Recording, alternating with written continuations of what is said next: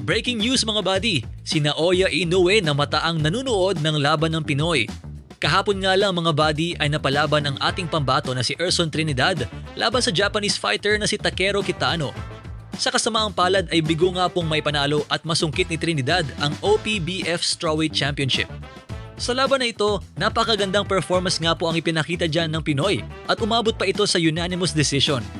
At dahil sa panalong yan ni Takeru Kitano, nasungkit niya ang OPBF Strawweight Championship. Samantala mga buddy, namataan naman ng isang fan na nanunood si Inoue ng laban ni Erson Trinidad at Takeru Kitano sa Tokyo, Japan.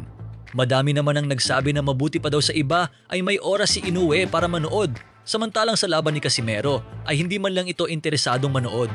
Ano ang masasabi nyo dito mga buddy? Speaking Casimero, madami naman ang nakapansin at ipinagkumpara si Inoue kay Casimero. Hanggang ngayon kasi ay focus na focus pa din sa boxing itong si Inoue habang si Casimero ay nagpapakasaya kasama ang kanyang girlfriend. Makikita kasi na talagang pinaglalaanan pa ni Inoue ng oras ang ibang laban. Samantalang si Casimero ay focus ngayon sa kanyang girlfriend. Ngayon nga mga buddy ay nasa isang birthday celebration si Casimero kasama ang kanyang girlfriend. Maging si Kuya Lods at ibang mga sikat sa social media ay nasa Boracay para i-celebrate ang birthday ni Boss Toyo. Sa kabilang update naman, sa linggo nga po magaganap ang pinaka-inaabangan na laban ni Rolly Romero kontra kay Teofimo Lopez. Sa mga gusto pumaldo sa linggo, ire-recommenda ko sa inyo ang Melbet.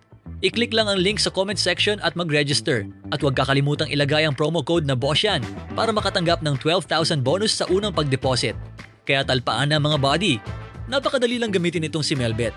Mag-deposito lang kayo kapag nakapag-register kayo. Mababa lang ang minimum ng deposit. Gamitin lamang ang GCash nyo. Baka pumaldo ka na sa linggo.